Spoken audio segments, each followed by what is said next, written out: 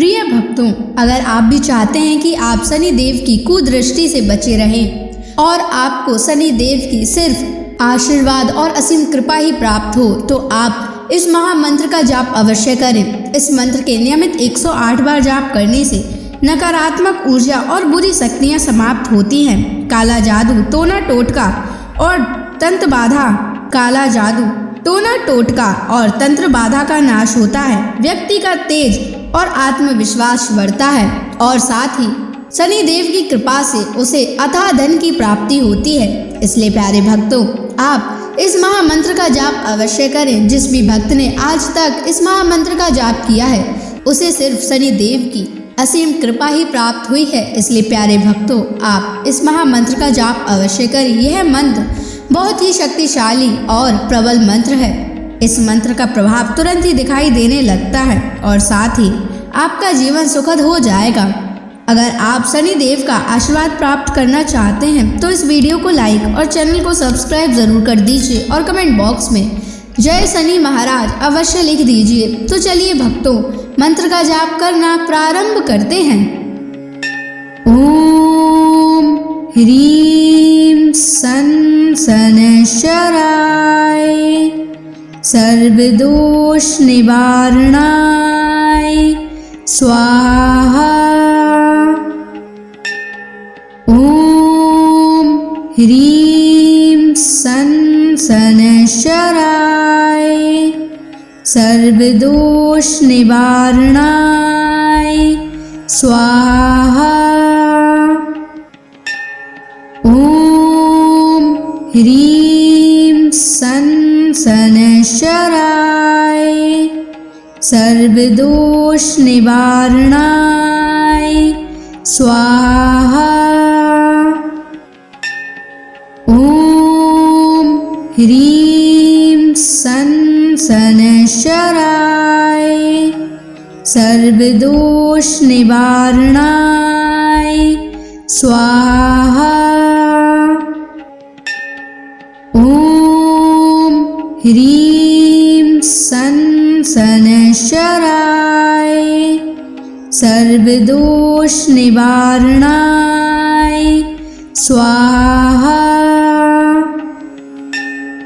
ओम ह्रीं सन शनैश्चराय सर्वदोष निवारणाय स्वाहा। ओम ह्रीं सन शनैश्चराय सर्वदोष निवारणाय स्वाहा। ओम ह्रीं सन शनैश्चराय सर्वदोष निवारणाय स्वाहा। ओम ह्रीं सन शनैश्चराय सर्वदोष निवारणाय स्वाहा। ओम ह्रीं सन शनैश्चराय सर्वदोष निवारणाय स्वाहा। ओम ह्रीं सन शनैश्चराय सर्वदोष निवारणाय स्वाहा। ओम ह्रीं सन शनैश्चराय सर्वदोष निवारणाय स्वाहा। ओम ह्रीं सन शनैश्चराय सर्वदोष निवारणाय स्वाहा। ओम ह्रीं सन शनैश्चराय सर्वदोष निवारणाय स्वाहा। ॐ ह्रीं सन् शनैश्चराय सर्वदोषनिवारणाय स्वाहा। ॐ ह्रीं सन् शनैश्चराय सर्वदोषनिवारणाय स्वाहा। ॐ ह्रीं सन् शनैश्चराय सर्वदोषनिवारणाय स्वाहा। ॐ ह्रीं सन् शनैश्चराय सर्वदोषनिवारणाय स्वाहा। ॐ ह्रीं सन् शनैश्चराय सर्वदोषनिवारणाय स्वाहा। ॐ ह्रीं सन् शनैश्चराय सर्वदोषनिवारणाय स्वाहा। ॐ ह्रीं सन् शनैश्चराय सर्वदोषनिवारणाय स्वाहा। ॐ ह्रीं सन् शनैश्चराय सर्वदोषनिवारणाय स्वाहा। ॐ ह्रीं सन् शनैश्चराय सर्वदोषनिवारणाय स्वाहा। ॐ ह्रीं सन् शनैश्चराय सर्वदोषनिवारणाय स्वाहा। ॐ ह्रीं सन् शनैश्चराय सर्वदोषनिवारणाय स्वाहा। ॐ ह्रीं सन् शनैश्चराय सर्वदोषनिवारणाय स्वाहा। ॐ ह्रीं सन् शनैश्चराय सर्वदोषनिवारणाय स्वाहा। ॐ ह्रीं सन् शनैश्चराय सर्वदोषनिवारणाय स्वाहा।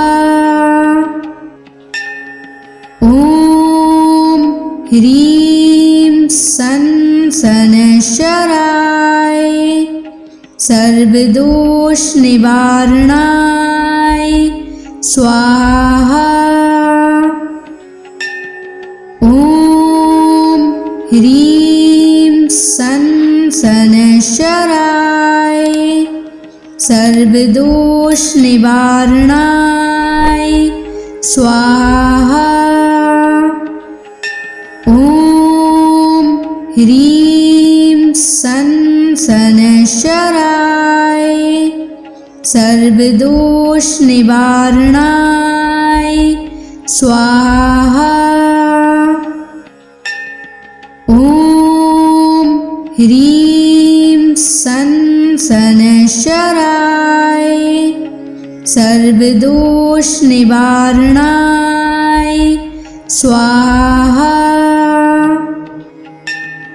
ॐ ह्रीं सन् सनशराय सर्वदोष निवारणाय स्वाहा। ॐ ह्रीं सनशराय सर्वदोष निवारणाय स्वाहा। ॐ ह्रीं सनशराय सर्वदोष निवारणाय स्वाहा। ॐ ह्रीं सनशराय सर्वदोष निवारणाय स्वाहा। ॐ ह्रीं सनशराय सर्वदोष निवारणाय स्वाहा। ॐ ह्रीं सनशराय सर्वदोष निवारणाय स्वाहा। ॐ ह्रीं सनशराय सर्वदोष निवारणाय स्वाहा। ॐ ह्रीं सनशराय सर्वदोष निवारणाय स्वाहा। ॐ ह्रीं सनशराय सर्वदोष निवारणाय स्वाहा। ॐ ह्रीं सनशराय सर्वदोष निवारणाय स्वाहा। ॐ ह्रीं सनशराय सर्वदोष निवारणाय स्वाहा। ॐ ह्रीं सनशराय सर्वदोष निवारणाय स्वाहा। ॐ ह्रीं सनशराय सर्वदोष निवारणाय स्वाहा। ॐ ह्रीं सनशराय सर्वदोष निवारणाय स्वाहा। ॐ ह्रीं सनशराय सर्वदोष निवारणाय स्वाहा। ॐ ह्रीं सनशराय सर्वदोष निवारणाय स्वाहा। ॐ ह्रीं सनशराय सर्वदोष निवारणाय स्वाहा। ॐ ह्रीं सनशराय सर्वदोष निवारणाय स्वाहा। ॐ ह्रीं सनशराय सर्वदोष निवारणाय स्वाहा। ह्रीं सन शनैश्चराय सर्वदोष निवारणाय स्वाहा। ॐ ह्रीं सन शनैश्चराय सर्वदोष निवारणाय स्वाहा। ॐ ह्रीं सन शनैश्चराय सर्वदोष निवारणाय स्वाहा। ॐ ह्रीं सन शनैश्चराय सर्वदोष निवारणाय स्वाहा। ॐ ह्रीं सन शनैश्चराय सर्वदोष निवारणाय स्वाहा।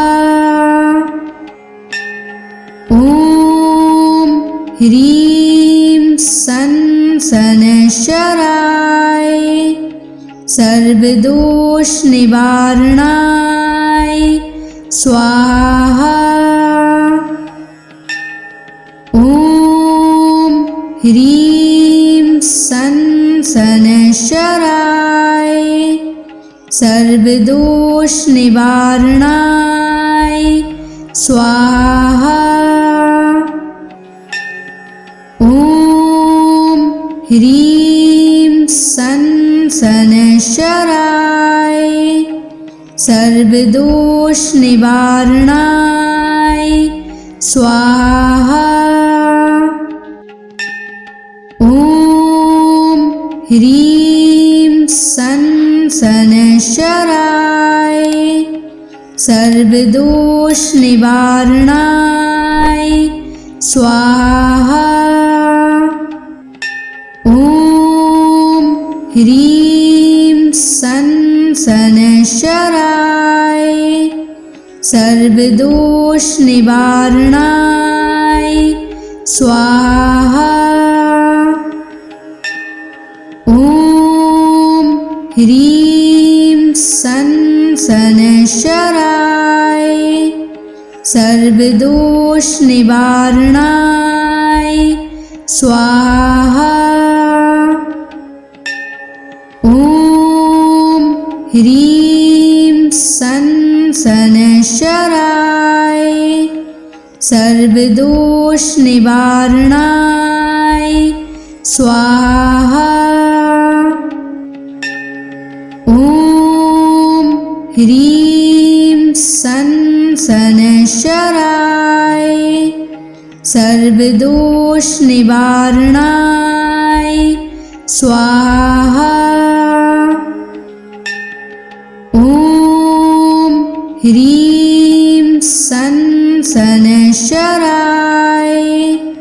सर्वदोष निवारणाय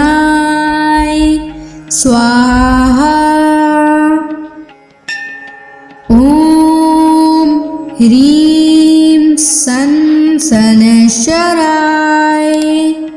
सर्वदोष निवारणाय स्वाहा। ॐ ह्रीं सन शनैश्चराय सर्वदोष निवारणाय स्वाहा। ॐ ह्रीं सन शनैश्चराय सर्वदोष निवारणाय स्वाहा। ॐ ह्रीं सन शनैश्चराय सर्वदोष निवारणाय स्वाहा। ॐ ह्रीं सन शनैश्चराय सर्वदोष निवारणाय स्वाहा। ॐ ह्रीं सन् शनैश्चराय सर्वदोषनिवारणाय स्वाहा। ॐ ह्रीं सन् शनैश्चराय सर्वदोषनिवारणाय स्वाहा। ॐ ह्रीं सन् शनैश्चराय सर्वदोषनिवारणाय स्वाहा। ॐ ह्रीं सन् शनैश्चराय सर्वदोषनिवारणाय स्वाहा। ॐ ह्रीं सन् शनैश्चराय सर्वदोषनिवारणाय स्वाहा। ॐ ह्रीं सन् शनैश्चराय सर्वदोषनिवारणाय स्वाहा।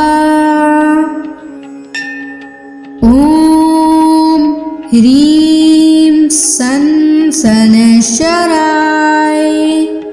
सर्वदोषनिवारणाय स्वाहा। ॐ ह्रीं सन् शनैश्चराय सर्वदोषनिवारणाय स्वाहा। ॐ ह्रीं सन् शनैश्चराय सर्वदोषनिवारणाय स्वाहा। ॐ ह्रीं सन् शनैश्चराय सर्वदोषनिवारणाय स्वाहा। ॐ ह्रीं सन् शनैश्चराय सर्वदोषनिवारणाय स्वाहा। ॐ ह्रीं सन् शनैश्चराय सर्वदोषनिवारणाय स्वाहा। ॐ ह्रीं सन् शनैश्चराय सर्वदोषनिवारणाय स्वाहा। ॐ ह्रीं सन् शनैश्चराय सर्वदोषनिवारणाय स्वाहा। ॐ ह्रीं सन् शनैश्चराय सर्वदोषनिवारणाय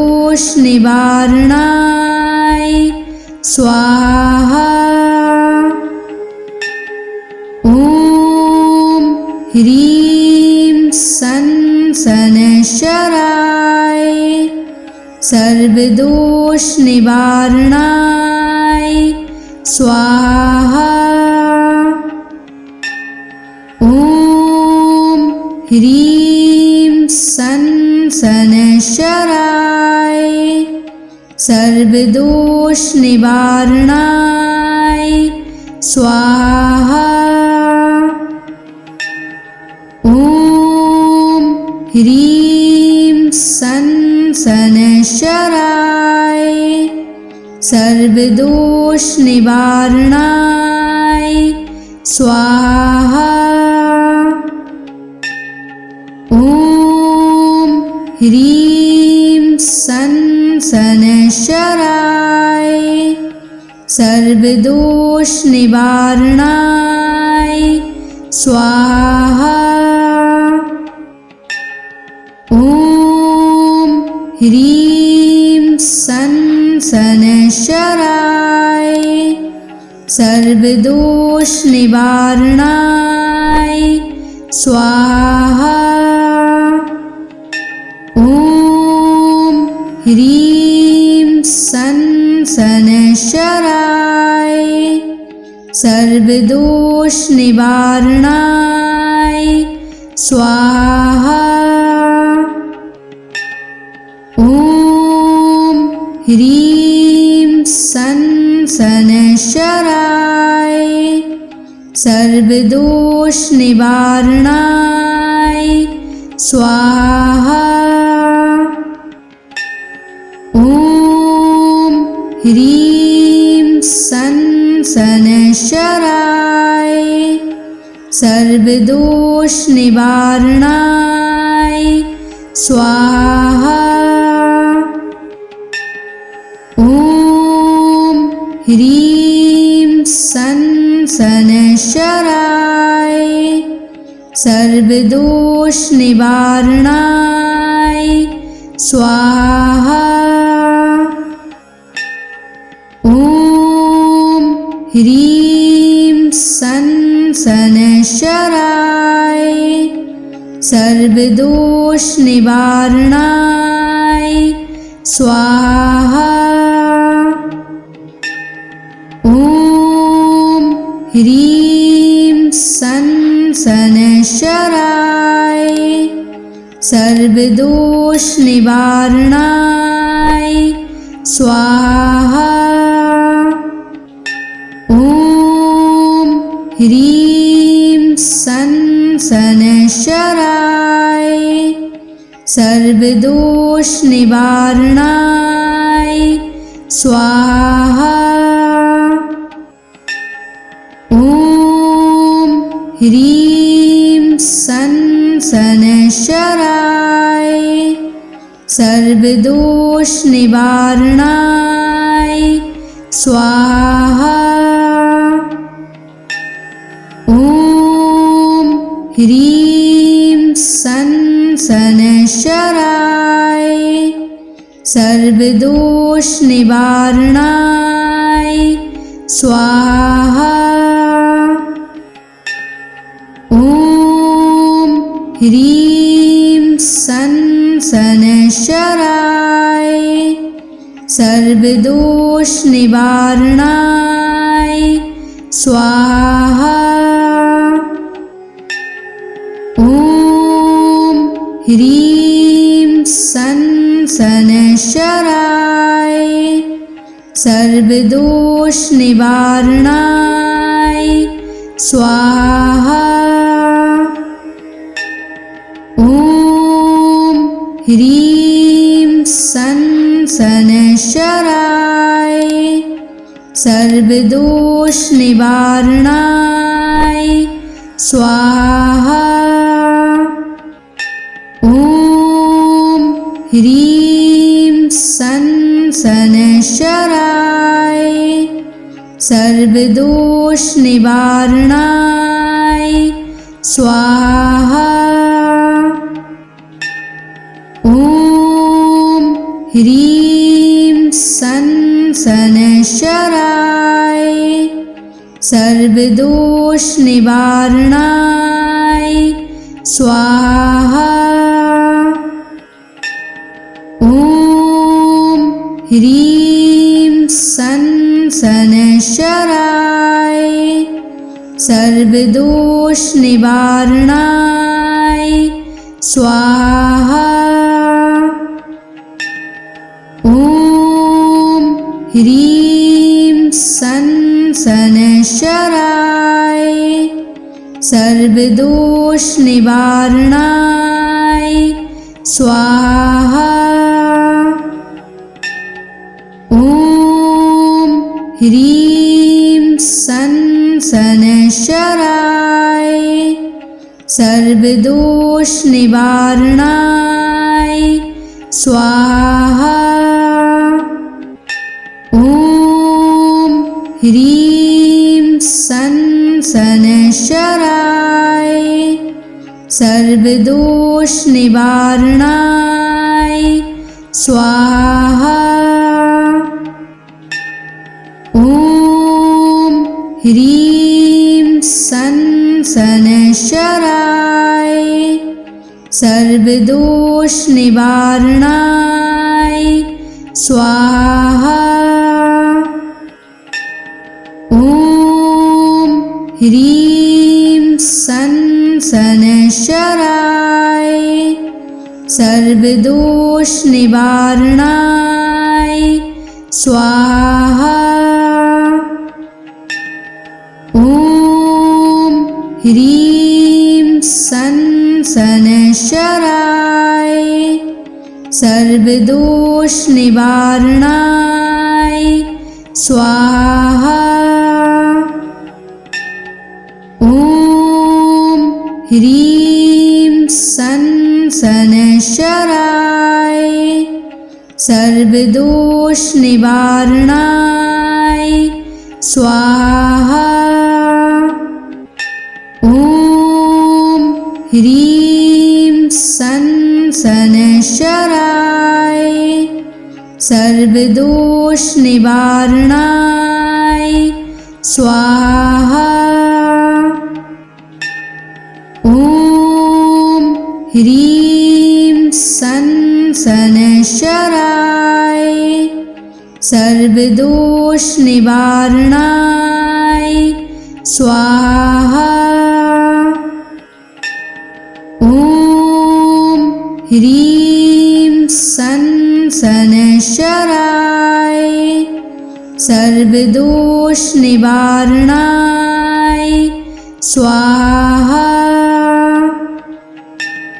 ॐ ह्रीं सन शनैश्चराय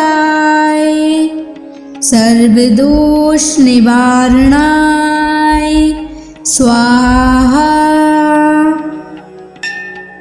ॐ ह्रीं सन शनैश्चराय सर्वदोष निवारणाय स्वाहा। ॐ ह्रीं सन शनैश्चराय सर्वदोष निवारणाय स्वाहा। ॐ ह्रीं सन शनैश्चराय सर्वदोष निवारणाय स्वाहा। ॐ ह्रीं सन शनैश्चराय सर्वदोष निवारणाय स्वाहा। ॐ ह्रीं सन शनैश्चराय सर्वदोष निवारणाय स्वाहा। ॐ ह्रीं सन शनैश्चराय सर्वदोष निवारणाय स्वाहा। ॐ ह्रीं सन शनैश्चराय सर्वदोष निवारणाय स्वाहा। ॐ ह्रीं सन शनैश्चराय सर्वदोष निवारणाय स्वाहा। ॐ ह्रीं सन शनैश्चराय सर्वदोष निवारणाय स्वाहा। ॐ ह्रीं सन शनैश्चराय सर्वदोष निवारणाय स्वाहा। ॐ ह्रीं सन् शनैश्चराय सर्वदोषनिवारणाय स्वाहा। ॐ ह्रीं सन् शनैश्चराय सर्वदोषनिवारणाय स्वाहा। ॐ ह्रीं सन् शनैश्चराय सर्वदोषनिवारणाय स्वाहा। ॐ ह्रीं सन् शनैश्चराय सर्वदोषनिवारणाय स्वाहा। ॐ ह्रीं सन् शनैश्चराय सर्वदोषनिवारणाय स्वाहा। ॐ ह्रीं सन् शनैश्चराय सर्वदोषनिवारणाय स्वाहा। ॐ ह्रीं सन् शनैश्चराय सर्वदोषनिवारणाय स्वाहा। ॐ ह्रीं सन् शनैश्चराय सर्वदोषनिवारणाय स्वाहा। ॐ ह्रीं सन् शनैश्चराय सर्वदोषनिवारणाय स्वाहा। ॐ ह्रीं सन् शनैश्चराय सर्वदोषनिवारणाय स्वाहा। ॐ ह्रीं सन् शनैश्चराय सर्वदोषनिवारणाय स्वाहा। ॐ ह्रीं सन् शनैश्चराय सर्वदोषनिवारणाय स्वाहा। ॐ ह्रीं सन् शनैश्चराय सर्वदोषनिवारणाय स्वाहा। ॐ ह्रीं सन् शनैश्चराय सर्वदोषनिवारणाय स्वाहा। ॐ ह्रीं सन् शनैश्चराय सर्वदोषनिवारणाय स्वाहा। ॐ ह्रीं सन् शनैश्चराय सर्वदोषनिवारणाय स्वाहा। ॐ ह्रीं सन् शनैश्चराय सर्वदोषनिवारणाय स्वाहा।